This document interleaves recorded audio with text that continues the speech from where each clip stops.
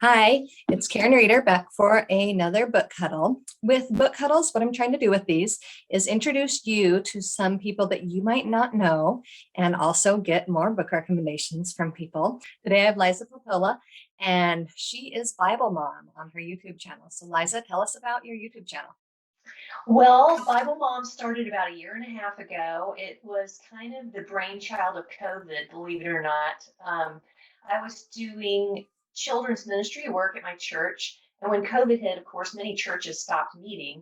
And we did a recorded service online. And my pastor said, "Hey, would you be willing to just do a short kids message online?"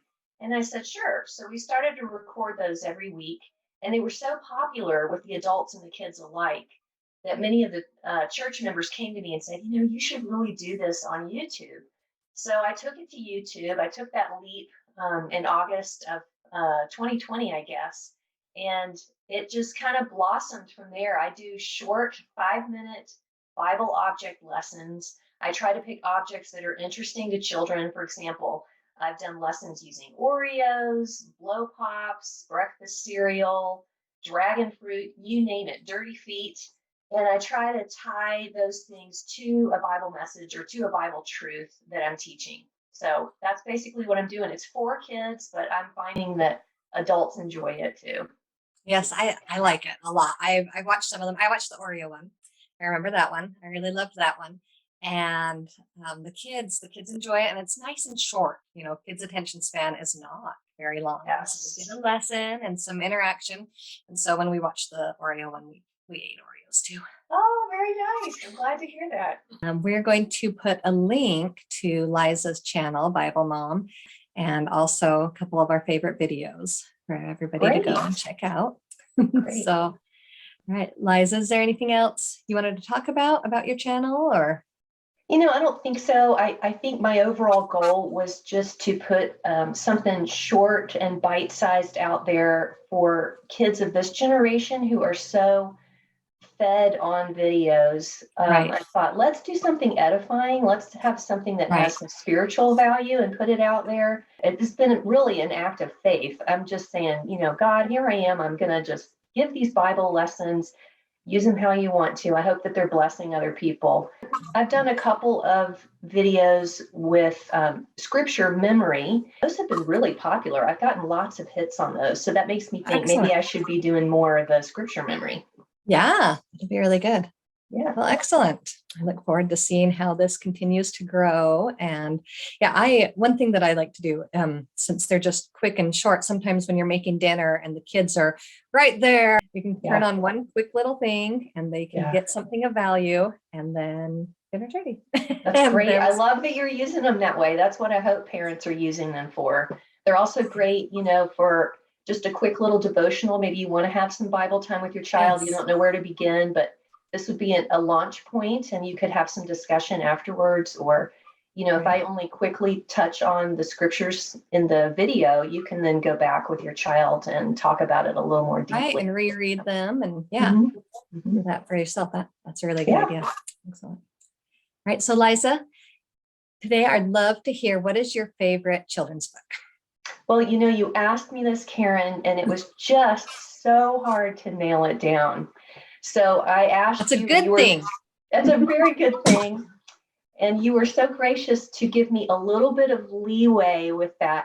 So I'm sticking to a theme. I've picked some books that I love as read aloud books, because we had at least one, my second son also a little bit later on, but we had one son that was a reluctant reader. So with reluctant readers, the only way I'm going to get books in them is if I'm reading them out loud.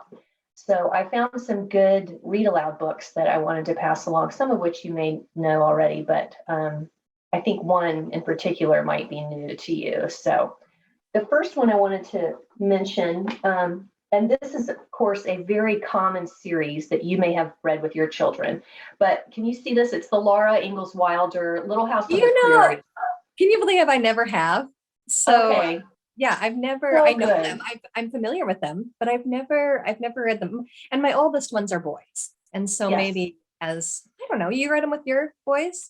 I did. And let me talk about that for a second, because I know they really connect with girls a lot. They do really connect with girls. Girls are the main characters, but Farmer Boy is one that she wrote about Almanzo Wilder, who becomes the husband of Laura later on. But it's about his boyhood, and my boys loved that book. So about him growing up on the farm and just his family life and his horses and the things he loved to do, and this one teacher that cracked a whip, and I mean, there are just some really fun boyish things in there. So don't give up on this series. Like a prequel side story. It is, yeah. Okay. Yeah, that one's called Farmer Boy. But the reason I picked this one in particular, if you notice, this is the audio version. Yes. I wanted to point this out as being an excellent audio rendition of this series. It's done by Cherry Jones, and she is superb at bringing this story to life. So if you're going on a road trip this summer, I would suggest pick up this audio series from the library and take it with you. It's just excellent. Yes, audiobooks are such a great way to pass the time in the car that everybody can enjoy.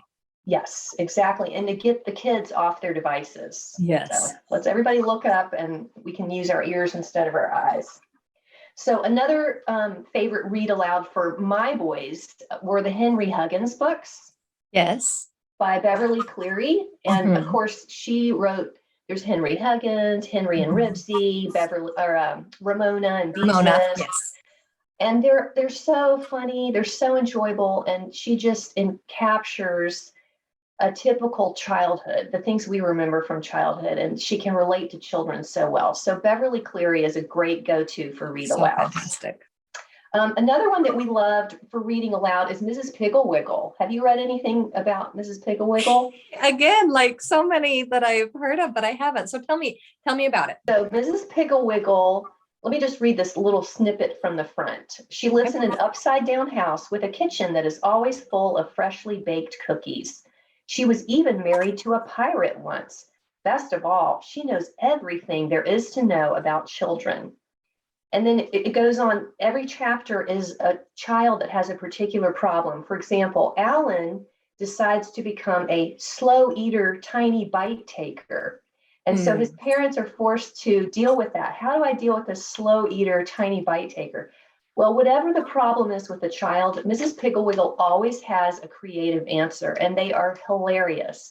So this is a laugh out loud book. And the irony is, as parents, when you're done reading it, you're like, I've got some good parenting ideas now. Right. So, that's what when you say that, I'm like, yeah, that was happening last night. I took 8 bites. There's nothing off your plate. Exactly. So all the common issues you deal with as a parent, Mrs. Pigglewiggle has a hilarious answer. So these are really great for reading aloud. My boys really love them. Awesome. And then my final one, so it's called Little Britches, and it's by Ralph Moody. And it's kind of on par with the Little House on the Prairie series, but I would say it's more of a boy angle. This is a young boy, Ralph. It's based on a true story. So it's based on Ralph and how at the turn of the century, he went with his father and his family out to a Colorado ranch. They bought it pretty much sight unseen, and it ended up being kind of a dive. But he and his family, he and his family then take on this ranch. He has to learn how to deal with the cattle and the locals and difficult people. And the subtitle of the book is Father and I Were Ranchers. And so you really get a sense through the story of his closeness with his father and how his father is training him to be a man and to take on responsibility. So there are beautiful lessons brought through in this book. It's wonderfully written. It's very highly rated on Amazon, and it's a whole series. It's the first book in a series. So if your kids get hooked on this one, there are more. But awesome. I highly recommend that. Little Britches by Ralph Moody. Definitely on my to be read, and good. Get it out. Thank you.